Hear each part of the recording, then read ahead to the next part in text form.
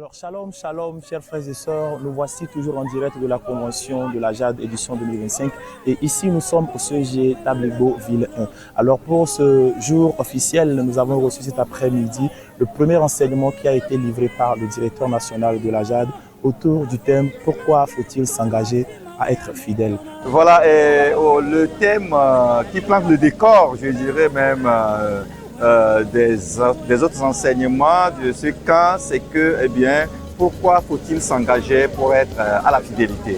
Parce que, comme nous avons choisi ce thème-là, il faut qu'on explique un peu tous les enjeux, toutes les facettes même de ce thème. Donc, c'est pourquoi j'ai choisi moi-même passer ce premier enseignement, une manière pour nous de planter le décor pour expliquer le sens réel même de ce thème.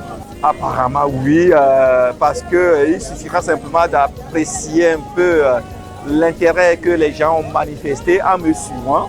Et alors vous comprendrez que les choses, l'enseignement les pénétrait.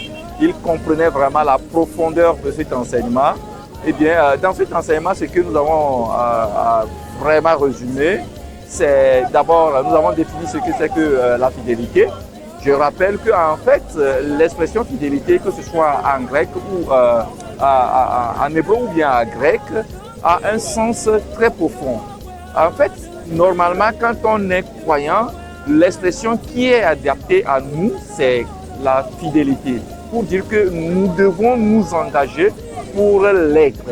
Et quand nous nous engageons, et alors nous pouvons comprendre que, eh bien, il y a tellement de bénédictions qui sont réservées à tous ceux qui s'engagent à la fidélité. Alors, nous avons vu d'abord les domaines dans lesquels il faut être fidèle. Nous avons parlé des modèles de personnes fidèles, que ce soit dans l'Ancien Testament comme dans le Nouveau Testament. Nous avons également expliqué pourquoi il faut s'engager.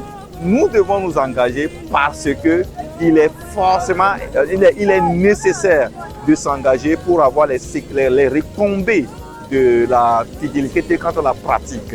Alors, il y a un passage qui retient beaucoup mon attention et que je veux toujours inculquer dans les jeunes.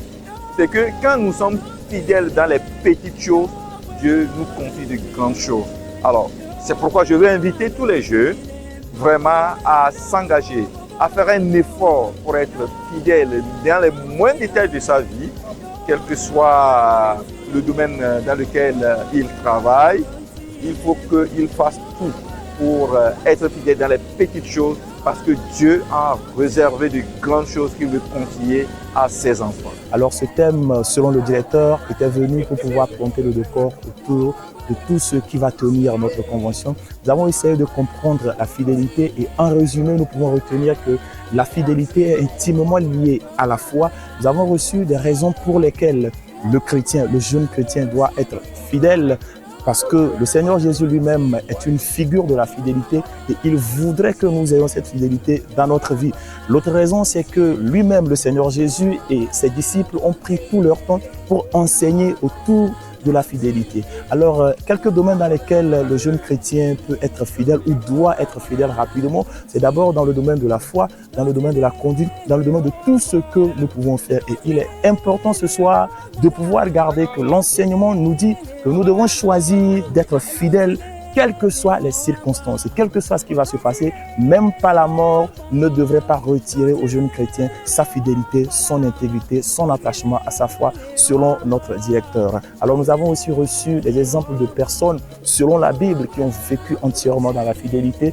Nous passons ces noms, nous savons déjà qu'il y a Joseph, Daniel et ses compagnons, il y a Tichik, il y a Timothée et nous nous arrêtons là. Alors nous sommes à la fin de l'après-midi d'aujourd'hui et très bientôt à 18h30 nous allons retrouver pour continuer dans la prière avec l'évangéliste du camp, notre papa le révérend Aboua Kossipol. Restez branchés, que le Seigneur vous bénisse.